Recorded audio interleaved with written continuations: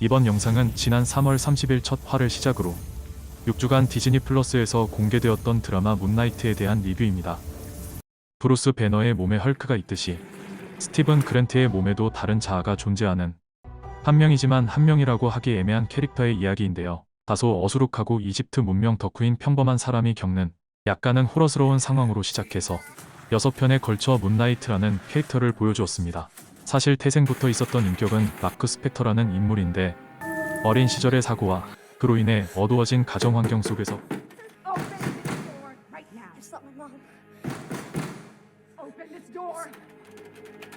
벗어나기 위해 해리 상태에 빠져 스티븐 그랜트의 인격이 나타나게 되었습니다. Bloody hell. Look at the state of this place. Better sort it out before Mum sees it. 한 웹툰에서 등장인물인 경찰이 자경단으로 활동하며 연쇄 살인범 혐의를 받는 주인공에 대해서 그가 자신이 지향하는 자아로는 하고 싶지 않은 일을 하기 위해 스스로 인격을 분리시켰다는 가설을 내놓는데요. 그 웹툰상에서는 결과적으로 틀린 가설이었지만 마크 스펙터의 경우에는 고통받는 자신 말고 행복한 사람으로 살고 싶다는 마음에 인격을 분리한 것으로 묘사되었습니다. 마크는 훈련된 전투 용병의 모습을 갖춘 것과 대비되게 스티븐은 평범하게 직장에 다니고 적당히 갈구는 상사도 적당히 축파를 던지는 직장 동료도 있고 엄마에게 안부 전화도 자주 하는 마크의 바램대로 평범한 삶을 사는 인물입니다. 마지막 화의 쿠키 영상으로 세 번째 인격인 제이크 로클리의 모습을 보여주었는데 드라마 속의 스티븐의 경우를 토대로 예측해보면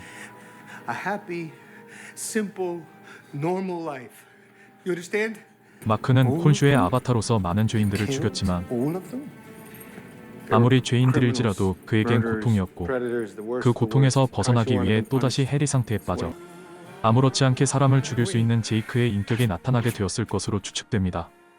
한편 초창기의 문나이트는 배트맨의 컨셉에서 많이 따왔다고 하는데 그런 면을 마크 스펙터의 어둡고 묵직한 모습과 마크의 문나이트가 보여준 액션씬에서 볼 수 있었는데 스티븐 그랜트의 밝고 어수룩한 분위기가 순환되면서 그렇게 무겁지만은 않은 분위기로 전개되는 역할이 되어 배트맨 영화를 통해 봤던 분위기와는 다른 느낌으로 이야기가 전개됩니다.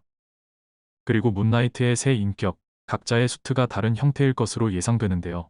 마크의 수트, 회색 정장 형태인 스티븐의 수트가 나왔지만 굳이 제이크의 수트 차림을 공개하지 않았다는 점에서도 그렇고 현실적인 이유론 수트를 입은 상태에서는 배우의 표정 연기가 드러나지 않기 때문에 만약 마크와 제이크의 수트가 같으면 배우가 톤이나 억양을 다르게 표현한다고 해도 감독이나 배우의 의도와 다르게 전달되어 오해가 생길 수도 있기 때문에 인격별로 수트를 다르게 하지 않을까 하는 생각이 들었네요. 한편 이번 드라마에서 나온 문나이트의 적은 아서에로우라는 인물이었는데요. 아서는 암미트의 심판을 믿고 행하는 인물이고 나아가 암미트를 부활시키고 죄인이 죄를 짓기 전에 처단당하는 세계를 꿈꾸는 인물입니다. 아서의 행적에는 악인을 사전에 처벌함으로써 피해자가 생기는 것을 막는다 라는 명분이 있습니다. 캡틴 아메리카 윈터 솔저에 나왔던 프로젝트 인사이트와 목적 자체는 같은데요.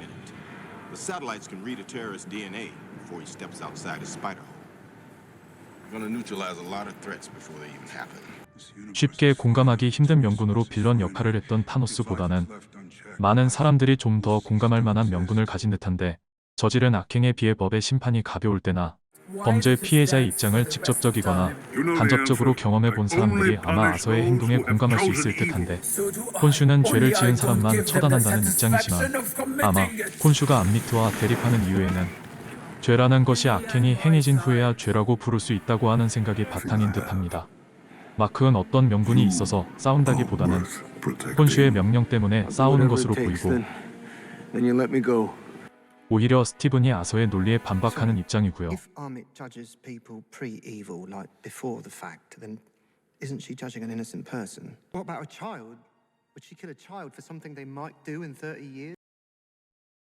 마크가 아서에게 진 이유 또한 그 때문 아닐까요?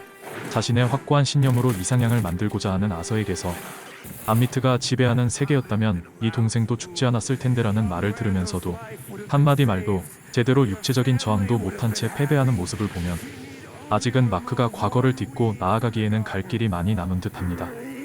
다른 내용을 살펴보면 스티븐에게 마크가 자신의 과거 이야기를 하며 Turns out going AWOL in a fugue state gets you discharged from the military.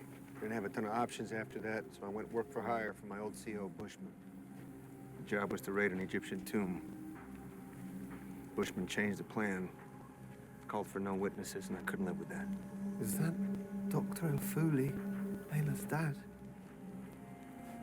부시맨이라는 인물을 언급하며 이후의 싸움을 암시하고 암미트가 매장된 곳을 찾기 위해 마크가 라일라와 만났던 안톤 모가트라는 인물 또한 문나이트와의 싸움에도 살아서 보조하여 이후에 마차를 암시한 듯하지만 안톤 역의 배우 가스파르 울리엘의 안타까운 사고로 이후에는 등장하지 않을 듯합니다. 이번 드라마는 블립이나 다른 히어로들에 대한 언급조차도 없이 유독 기존 세계관과 연결되었다는 점을 묘사하지 않아서 지금껏 봐왔던 지구 616 세계관이 아닌가 싶은 생각도 들었지만 아주 잠깐 2화의 버스에 붙어있던 GRC 세계 이주위원회 버스 광고, 또 3화에서 안톤의 부하인 백의 대사에서 나온 마드리푸어, He's looking forward to seeing you. After Madripoor, I'm sure you. 둘 모두 팔콘 앤 윈터 솔저에 나왔던 것인데요. 이 정도로만 세계관의 공유를 나타냈고 기존 캐릭터와 어떤 접점도 없이 독립적으로 이야기를 구성했습니다. 이 때문에 향후 어떤 캐릭터와 케미를 보여줄지는 미지수지만 현 시점에서 가장 유력한 캐릭터는 아마 앞서 언급된 샘 윌슨의 팔콘과 버키, 윈터 솔저가 아닐까 싶은데요. 팔콘 앤 윈터 솔저에서의 샤론과 문나이트의 라일라가 마드리푸어와 관련 있기 때문에 그것과 관련해서 두 드라마가 크로스오버 되지 않을까 하는 예상이 됩니다. 지금까지의 마블은 빌런의 등장이나 스토리의 진행, 빌런에게 이기는 방법 등에서 새롭고 다양한 시도를 해왔습니다.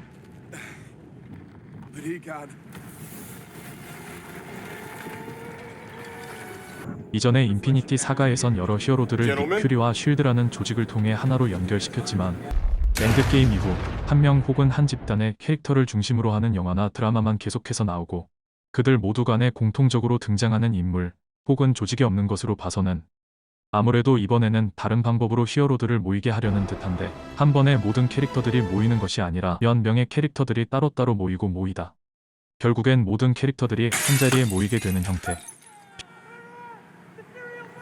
비유하자면 이전의 어벤져스 이야기는 가지들이 모여 큰 나무를 이루었다면 이제는 가지들이 모여 작은 나무를 이루고 그 나무들이 숲을 이루는 형태로 진행되지 않을까 싶습니다. 여러분 생각은 어떠신가요? 이번 영상은 여기까지입니다. 다음에도 새로운 영상으로 돌아오겠습니다. 감사합니다.